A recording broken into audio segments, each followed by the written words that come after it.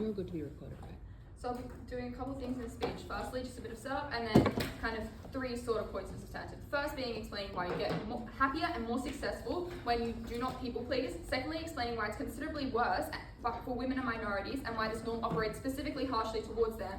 And thirdly, the norm of people pleasing, and therefore being against people pleasing is specifically good for women and minorities. And thirdly, just explaining why this norm is like easy to overcome and the way it kind of operates in the world in a way to mitigate a lot of their harms. So under setup, just to firstly recharacterize what people-pleasing actually looks like, because Andy comes out and suggests that it's like basically just being altruistic and kind.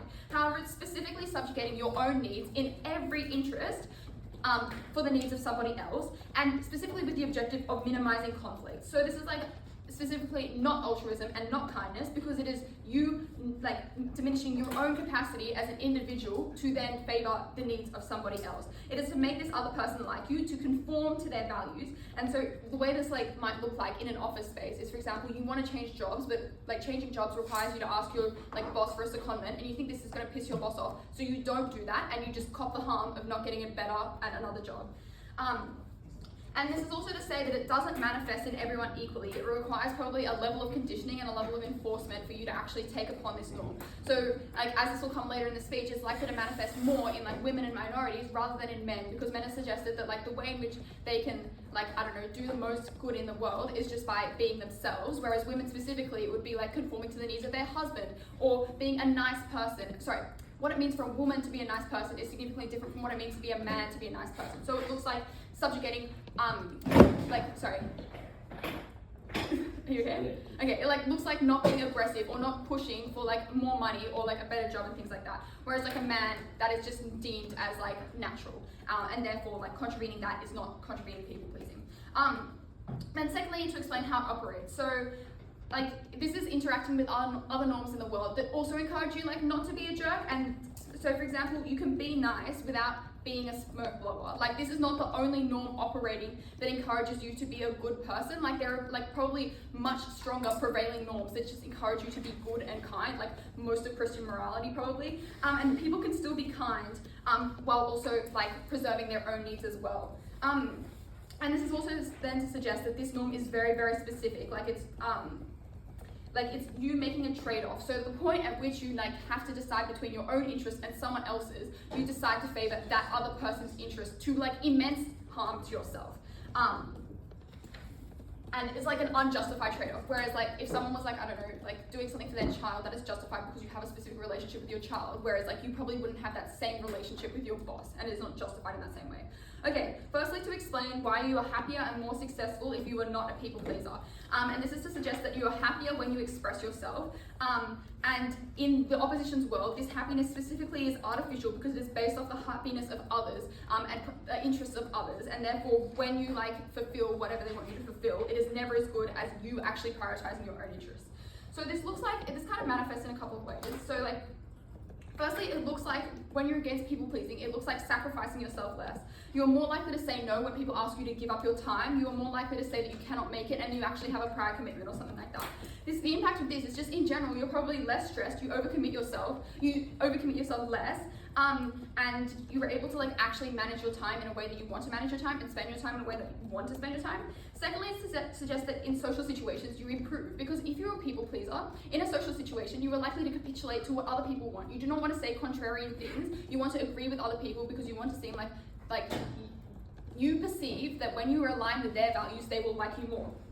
However, people in fact value in like social situations, people who have unique takes and who are able to offer diverse takes, and at the point at which you're a people pleaser, you compromise this individuality and you compromise your own experiences and your own opinions in favor of these other situations. And people read this as obsequiousness and it's like being a sycophant, and they fucking hate this.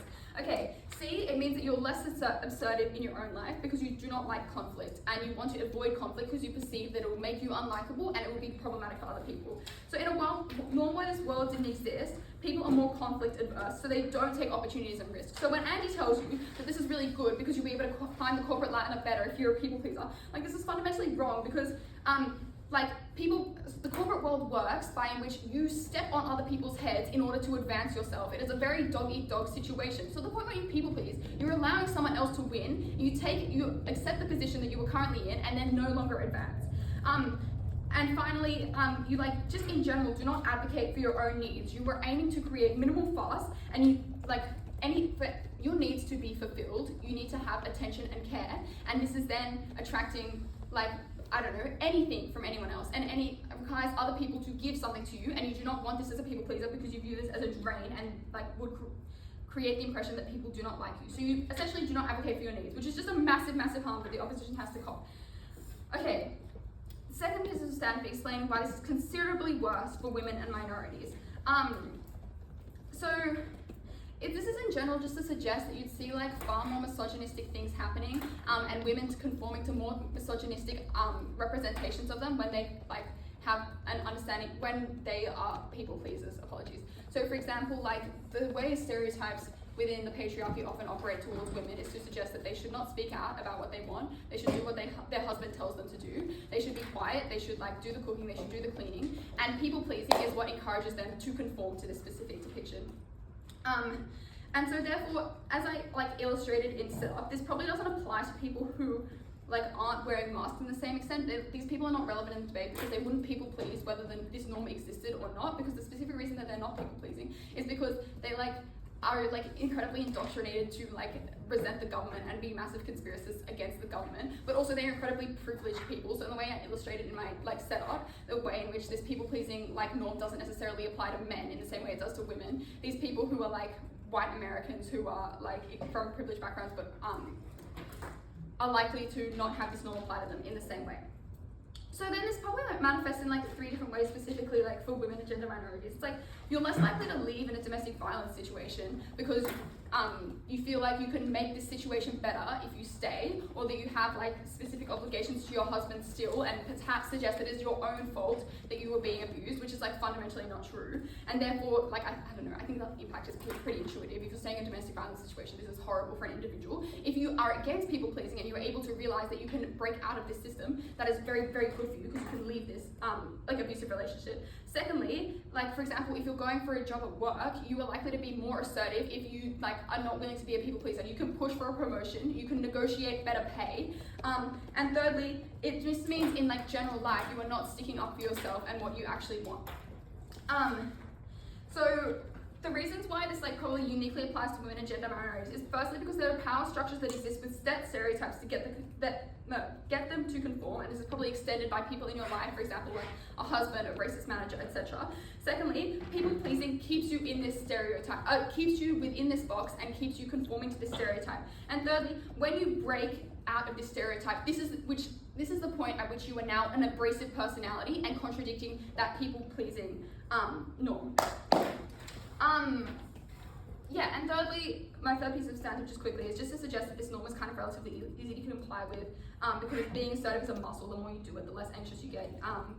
And there are norms that work with it. And for this reason, I'm proud to affirm. Thank you for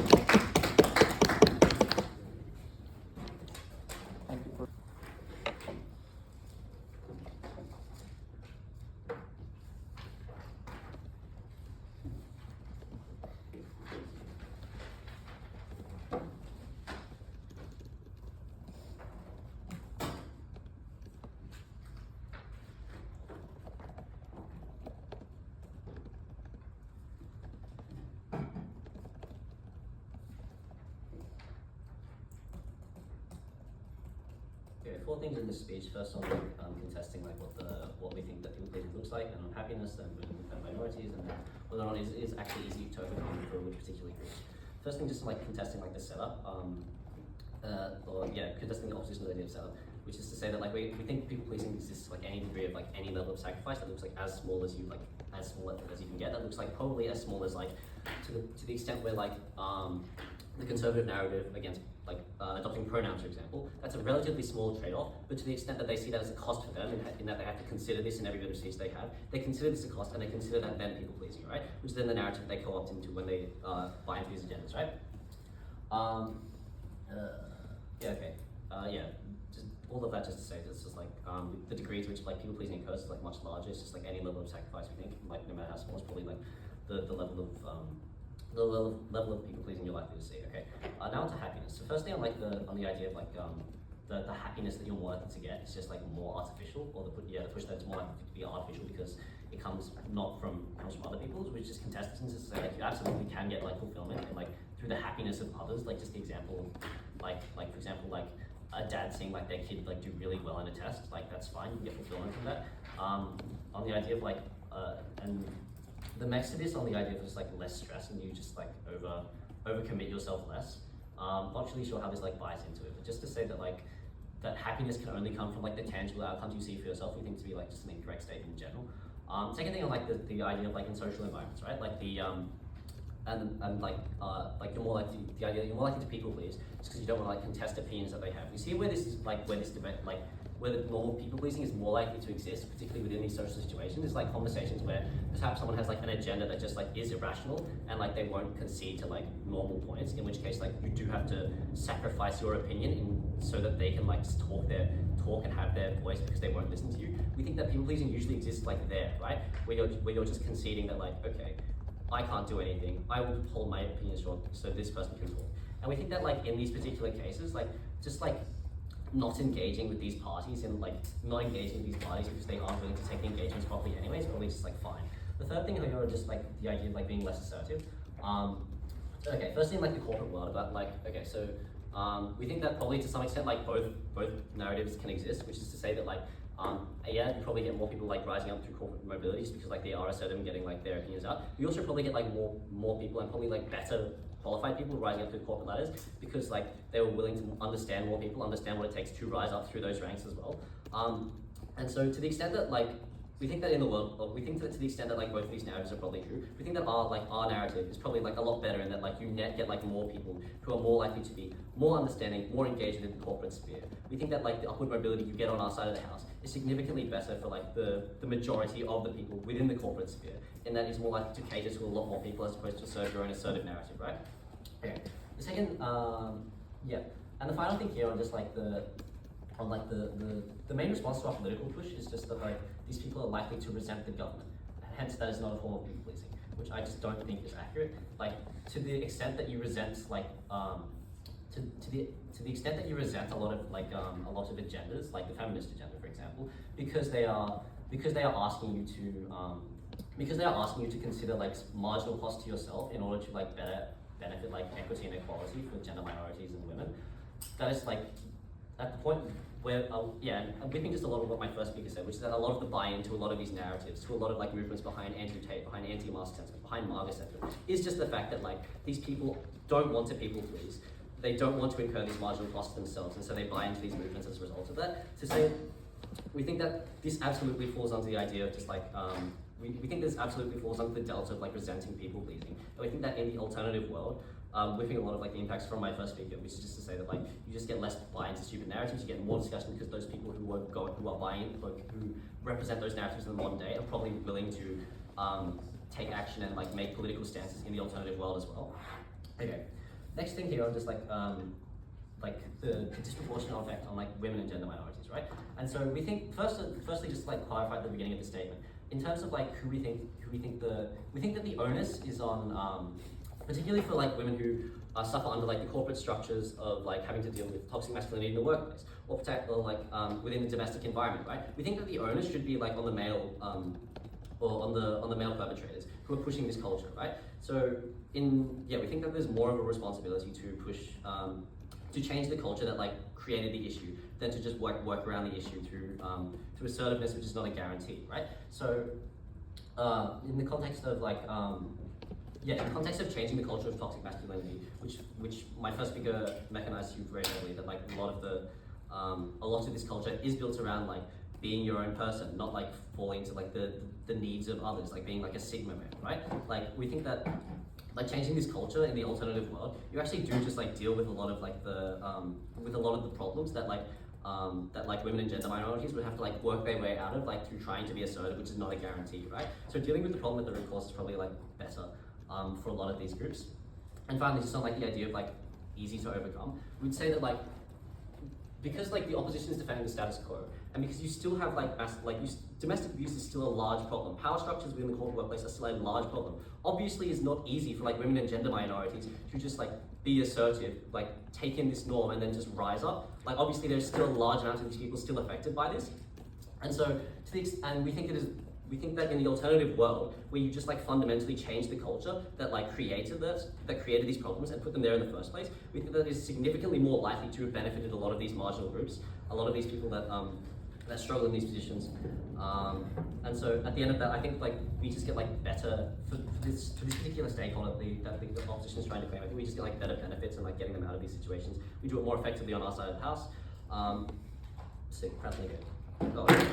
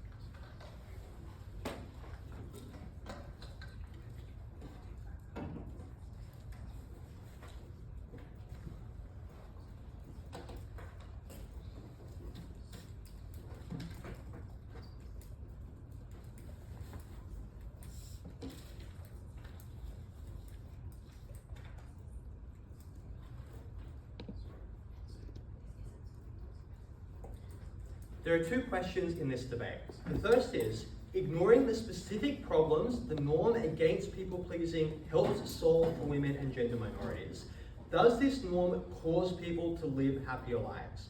And I acknowledge up front this is a simple argument, but it should also be a highly effective one in this debate.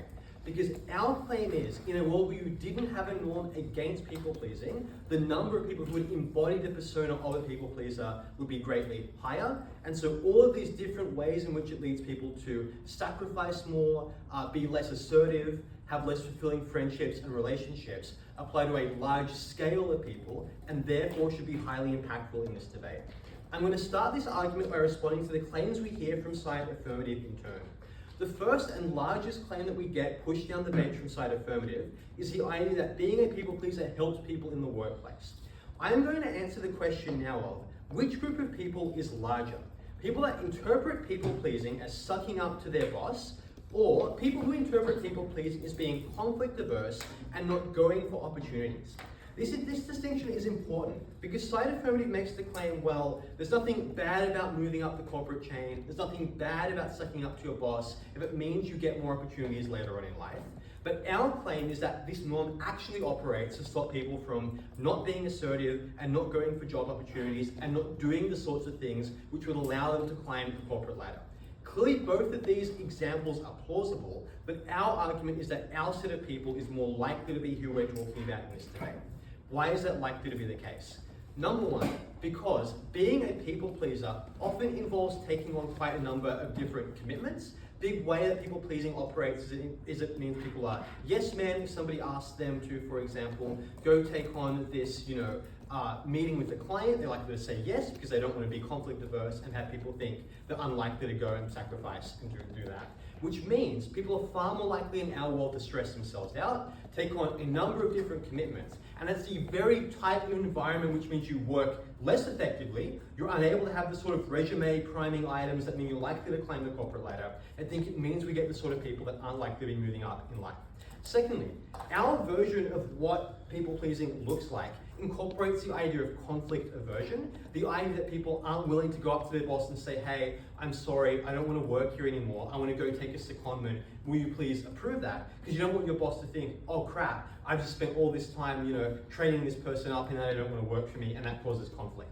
I think the way in which we explain conflict aversion is incredibly intuitive and should demonstrate why the group of people that in a world where we have more people pleasing wouldn't progress in life, wouldn't go for these opportunities, is larger than the group of people that side affirmative is trying to claim in this debate.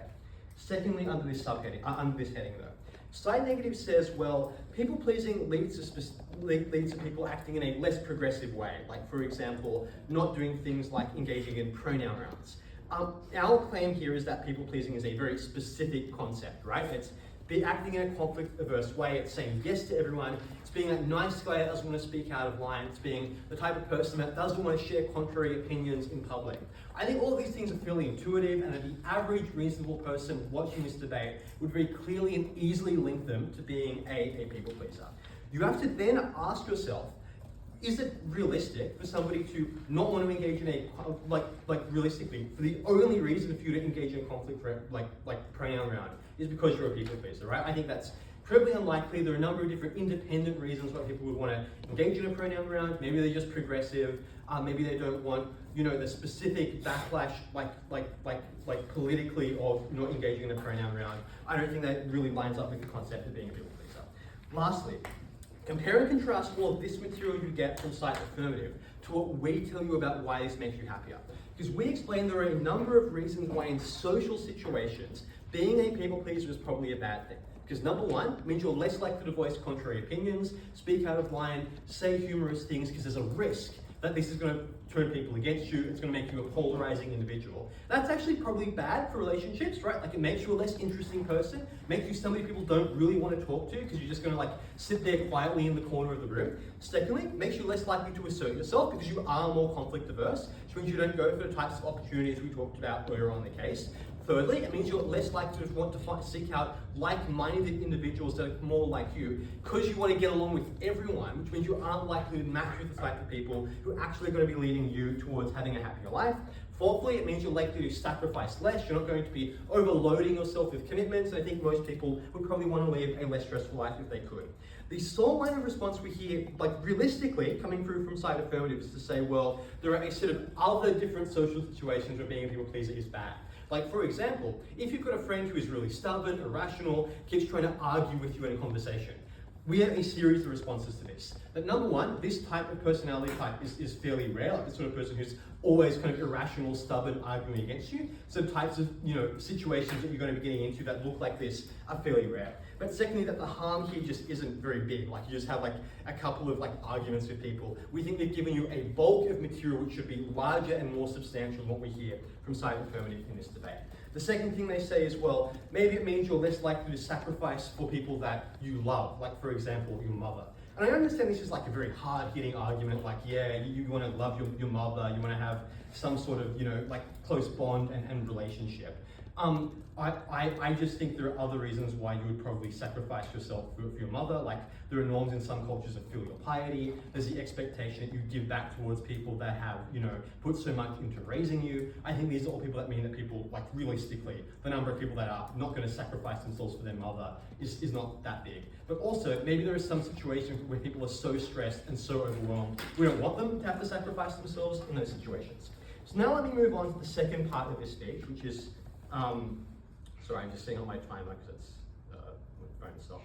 The second part of this speech, which is what are the specific and unique ways in which this falls asymmetrically on women and gender minorities? Because Grace explains that people pleasing, realistically, in a world where you had more of it, would be a far world worse to exist in if you were a woman or you were a gender minority. Because there are other social patriarchal norms that exist that means that people pleasing falls disproportionately on you. The idea that women should never speak out of line, the idea that if you have a female manager, for example, at the moment they try to correct somebody at work, they're grumpy and they're bad at their job. All of these are reasons to believe that the idea of people pleasing would fall disproportionately on women and on gender minorities.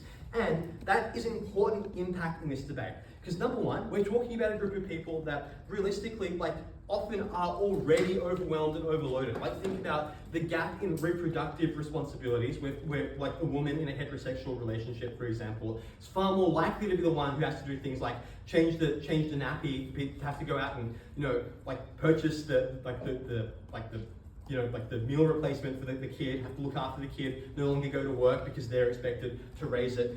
These are people who are already incredibly overloaded, but also Grace gives you a set of other, different examples as to what this looks like. What Site Negative says as well, this pushes people towards the Tate brothers, and that's bad for women and minority groups. Number one, there are sort of independent reasons why people would go to the Tate brothers anyway. People want relationship and dating advice. They see the Tates being good at manipulating social media algorithms. Some people are just conservative and lean that way anyway. Some people go to them because they think men should be strong and dominant and they see that embodied in the Tates. But secondly, we can flip this argument by explaining that the norm against people pleasing is a bulwark against people like the Tates because it empowers women and minority groups to be more assertive, and they are best placed to speak out against them because they would be the victims of them otherwise. For all those reasons, vote side negative.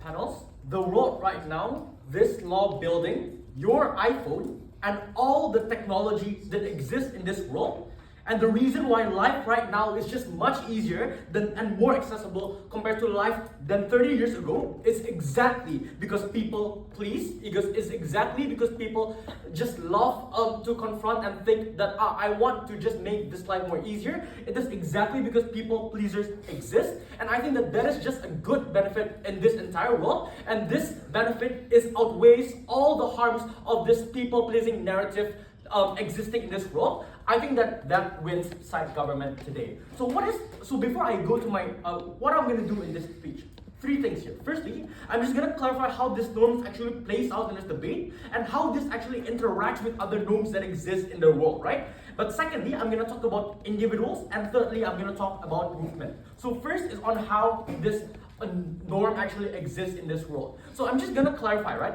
Like side opposition here only talks about how this norm plays off in movements, for example, on how this caters to the like gender minority, etc. What I'm gonna do in my third part of this speech is explain why that even when I argue in the likeliness of like this extreme case of this norm, why that our side will still be better. But secondly, just note how side opposition here only plays an extreme case on how this norm is only exists on like they say, this norm is when you conform to other people's value and you surrender everything to other people, right? Like we argue that this is actually not the norm of people please, right? Like this norm of like people pleasing in a way is obviously like if you conform and think that you need to follow the boss, that is also people pleasing. And obviously the reason why you follow your boss is exactly because you're firstly like he's just your boss, and obviously like he obviously say the right thing to you simply because you have like more experience in a way, right? So what I've explained here is obviously that this norm is simply like there are wide range of values that exist in this norm. This norm is not what the definition of side opposition. I think that you're just playing in the best case scenario in the instance, right? But what if this norm doesn't exist, panel? What will happen in the first place, right? Let's just exist in their. Let's just talk about their best case scenario. What will exist if this norm doesn't exist, right? Firstly, people will just be able like what do they say here?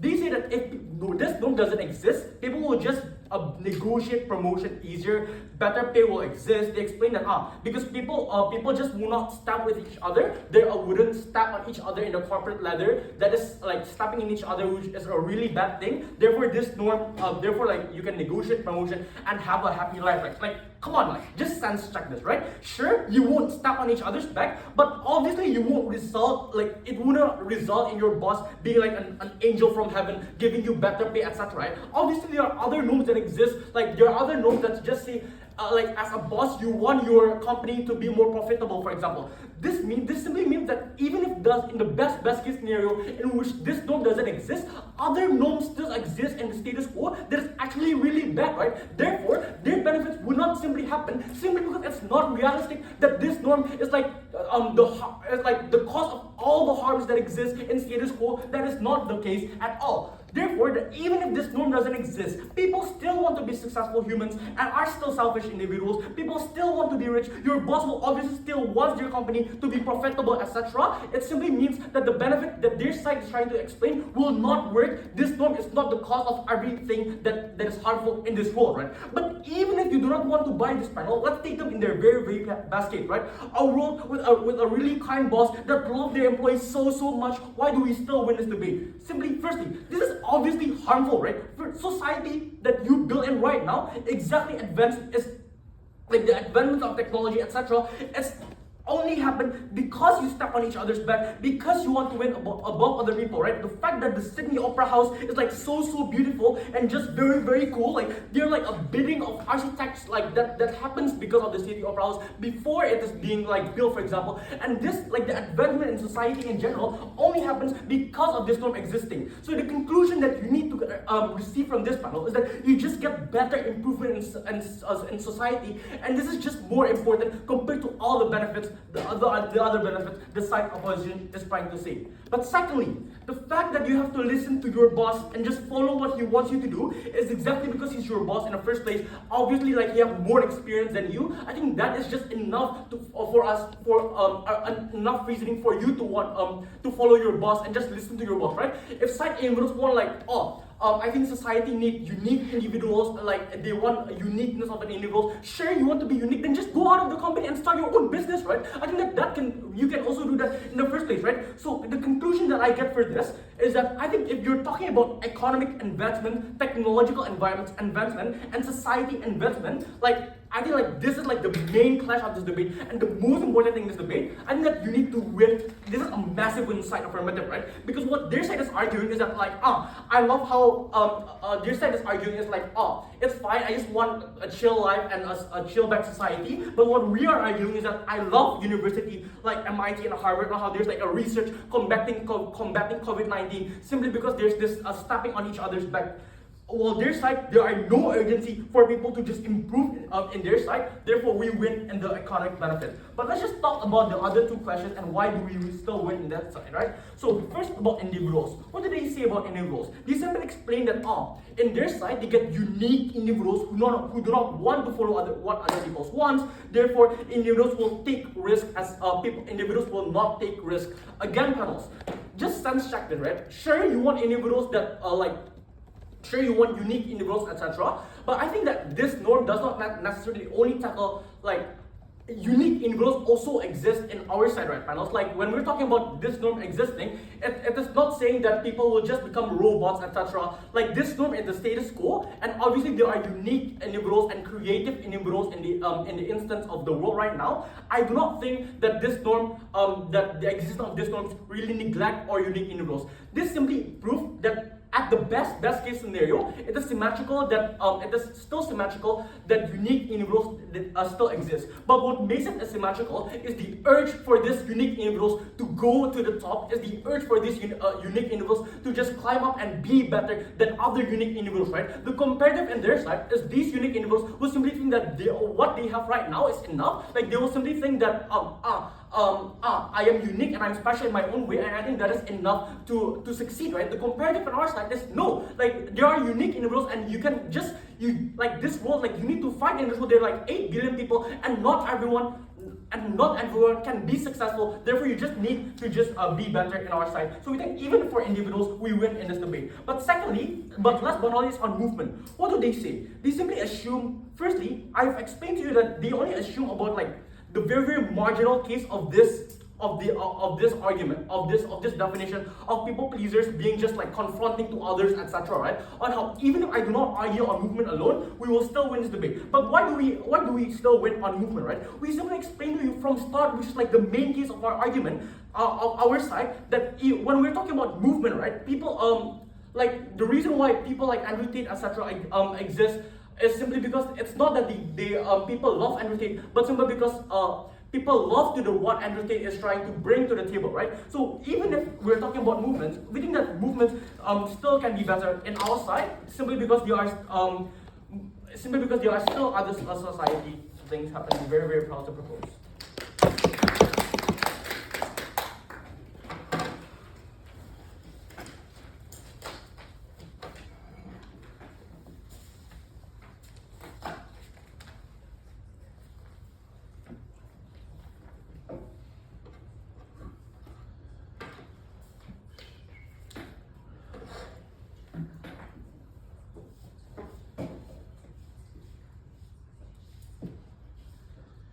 opposition try to win this debate at third affirmative by telling you that iPhones are really good, and they're only really good because the corporate ladder has facilitated a world that has allowed Steve Jobs to make something like this. I don't think that Steve Jobs was someone who conformed to the corporate ladder. I think if anything, he was someone who was a trailblazer and did things different, and when people told him, you can't possibly make a cheap and affordable iPhone and distribute it to everyone in the world, he said, no, stuff you, I'm gonna do my own thing, and I'm gonna do it in a way that is not people-pleasing, and he has therefore been able to become a successful billionaire because of it. But even if that wasn't true, panel, I seriously think I would trade off the benefit of being able to play Candy Crush on my phone by being able to make tangible change to social movements and getting people who are in domestic violence situations out of those situations and actively encouraging them to do something in order to get out of those situations. Because the opposition tries to win this debate in a world that they simply cannot by suggesting that any of their benefits in the corporate world, any of their benefits in the material world are in any way comparable to those in the social world. You cannot give them this debate. 3 questions. Firstly, what does this world look like? Because this debate's been very messy, and let's just clear that up. Secondly, why do people still do good things, and why are there norms in order to protect and ensure that positive social change actually happens, that people aren't just dickheads all of their life? And thirdly, what are the harms in this debate? And we think this is truly where we win this debate, even if you didn't believe the first 2 claims. So firstly, what does this world look like? The opposition has a few claims. They say it looks like being nice, it looks like sucking up, it looks like sacrificing your own needs, and importantly, and the only really good material that we get, is for them to say this can be very small changes and very small concessions, and it's still and it still becomes people pleasing, and give a very weird example about dads seeing their sons do well in the test. What are our responses to this? Firstly, we think it is very important to note that the notion of people pleasing is specifically sacrificing your own wants and needs when you don't want to. We think if you want to do something that is in other people's best interest, this is not people pleasing, this is just you being a nice person. This debate is not that we would prefer a world where people are selfish, this debate is we would prefer a world where people aren't people pleasing, or we regret the norm of people pleasing. There is a very important distinction between these 2 factors. The opposition massively tries to overreach by telling you that if you are in any way a good person, this is people pleasing. This is simply not the case. You cannot buy this. Because in response, we tell you that it looks like being conflict averse. We tell you it looks like accepting your position for what it is. We tell you that it looks like when someone else wants to do something and you don't want to do it, you go and do that thing because you are people pleasing. You are conforming to an artificial notion of happiness. You are putting up facades, and we think these things are harmful. But let's just accept that this isn't the case. Let's look at the opposition's world, because they tell you that it looks like being able to ensure that you are just like a general nice person. Because we think even if that's not true, let's look at this second question.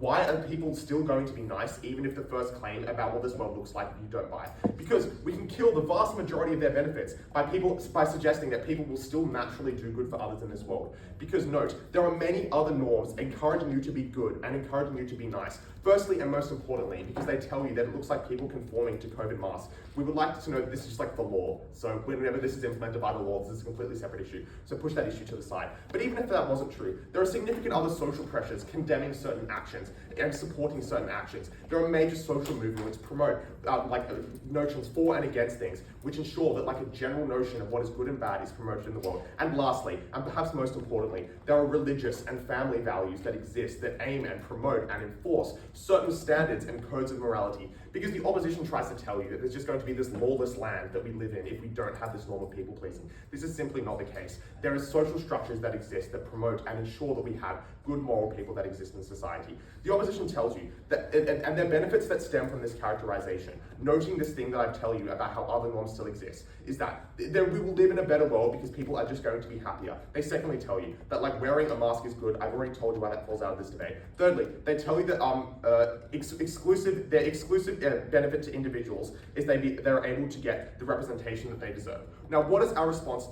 What is our claims in response to this? We say 3 things. Firstly, the norm is not being selfish. While you do good for other people, this is a natural thing that you are doing for yourself. We think this is a very relevant point in this debate because we think we can co-opt a large amount of their claims and a large amount of their comparatives that they try to tell you because we think we have these social norms that enforce being good. Secondly, we tell you that these good things, even if you're in a world of people pleasing, the good things that exist and the happiness that they're describing are extremely artificial. We tell you in setup at Grace that this is a bad thing because you internally are going to have things that you want. If you put on this facade that you are happy and satisfied with other people's standards of happiness, at a certain point your internal psyche is going to capitulate because you aren't happy on the inside, because it's only a facade, because you aren't doing the things that you want to do. If you are forced to conform to the world around you consistently, there is going to be a tipping point of your happiness that goes to the negative. And all that we have to do to win this debate, because the opposition simply can't win on the comparative to social movements, is to tell you that people aren't going to be happy in their world. To tell you that at a certain point, if you people please your whole life, you are going to be miserable because all you are doing is things for other people. You are going to have friends around you that you don't like. You are going to be in a job that you don't like, in a position that you probably don't deserve. This is not a world that the opposition can win this debate because people simply won't be happy. Now, but on this, and the opposition's response to this is a few things, and mostly center around the corporate world, not the social world, the world that they will never win this debate in anyway. But they tell you that the bosses operate well and they are able to protect people, and your boss is really knowledgeable, so you're able to trust him and he's able to do good things for you. My response to this is 40% of CEOs in the S&P 200 are like the psychopaths, diagnosed psychopaths. And the reason that this is relevant in this debate is because people who are high up in the corporate ladder are in that position because they know how to manipulate. They know how to take advantage of someone who's socially conforming. They know how to take advantage of someone who's being overly nice. Why is this relevant? Because in that world that the opposition is attempting to construct, these people that we're just placing trust in are going to take advantage of you and are never going to promote you and are never going to give you the things that you want because you never tell them the things that you want because and even if that wasn't true, even if these people weren't terrible people, even if they didn't take advantage of you, they will never know what you want anyway because you're telling them an artificial version of the truth. So you can never possibly get anything that you want in the world that the opposition creates because they constructed it in a way that you will never know what you truly want. So we have to win this issue. Now on this last question, and what are the comparative harms that exist towards social movements? Note here that this is where we truly crush the opposition's case because our benefits are so much more overreaching. We tell you 3 broad areas that we are able to improve the world in social movements. We tell you it looks like women being able to get out of domestic violence situations because the alternative notion is conformity to a world that clearly isn't good for you. We tell you this is good for gender minorities and actual minorities because you are able to stand up in social movements. And we tell you that the corporate world improves. The opposition's responses are bleak at best because they tell you that firstly, that the onus should be on the male perpetrators and that would create much better change if you stop the problem at the source. They tell you secondly that Sigma males are just going to exist under both sides and are far worse. Our responses to this are overwhelming. We tell you firstly that you should empower those who are underprivileged, not give more power to the structures that created the problem in the first place. We tell you that secondly, practically indoctrinated people who truly do have the opinion that women are worse or that gender minorities are worse are never going to change their opinions, no matter how much you try to. And the opposition can't simply fiat in that we're going to fix social movements just because we can, and that will never happen. And thirdly, and most relevantly, we tell you, just look empirically. Any social movement that has improved has been because someone has been actively trailblazing against social norms, against the norms of suppression and oppression. And we think this is so important in this debate because this is the true impact area. Because we think that if we are able to tell you that we're able to get women out of domestic violence situations, that we're able to empower gender minorities, and that we're able to improve the corporate world and get people what they truly want and what they truly desire, then we have to win this debate. Because even if everything I told you about what these social movements and the happiness looks like didn't exist, this is the true impact area of this debate. We think you truly have to give this debate a slight negative.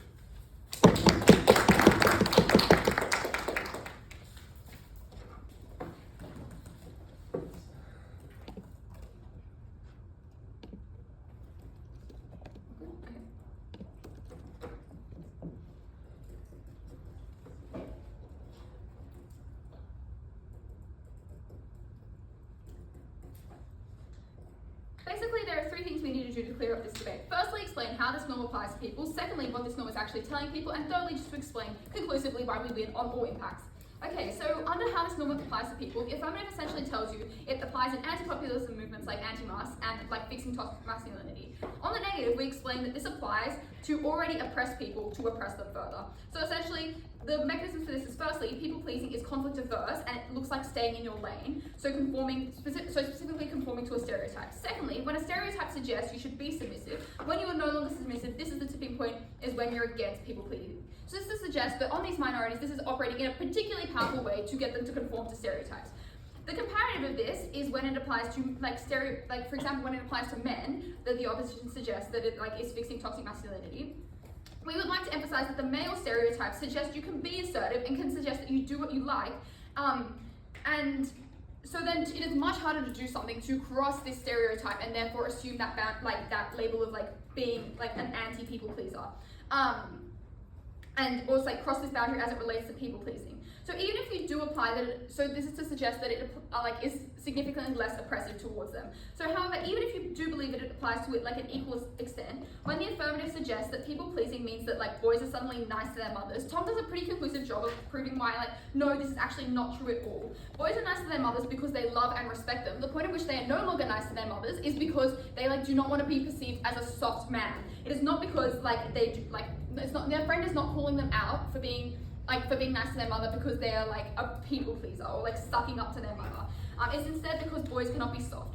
So however, even if you do buy the idea that they do it because of people pleasing, you should weigh the idea that people are now empowered to break stereotypes and gain autonomy far more highly than a boy just being called sus because he's nice to his mother. Like clearly there is like a far greater benefit and a far greater trade-off we're like willing to take, even if you do believe that this is like somehow true. You should weigh this firstly because the delta is far larger for like women who are now empowered to break stereotypes, and secondly it impacts more people because we suggested very conclusively at Arin, or so we explained very conclusively at Arin, that like the amount of boys or amount of men that this like people pleasing like norm applies to is far smaller than the amount of women that it applies to. So when you remove this norm, it is like women that are being disproportionately affected and their lives are being disproportionately improved. Secondly, to explain what this norm is telling people, this is like, and Tom explains that this is not the most prevailing norm, telling people to be kind or altruistic or be happy when their kid does well on a test. Instead, that's probably likely to be things like Christian morality, the idea of being a good person or just loving your child. So this is to say that this norm operates in specific instances where you wouldn't just do it out of the kindness of your heart. Or like, for example, I don't know, Nathan's talking a lot about like wanting to invent the iPhone. However, this is probably just like legacy and ego that is suggesting you do this instead. So when we get to the impacts of this debate, which I think Tom just did a pretty fantastic job of annihilating any impacts, the affirmative claims toxic masculinity and anti-populist movements. However, I've disproved both of them through the rest of my speech. And this compared this with the argument that negative gives you, which is essentially to say that firstly, people are less overwhelmed, they commit less.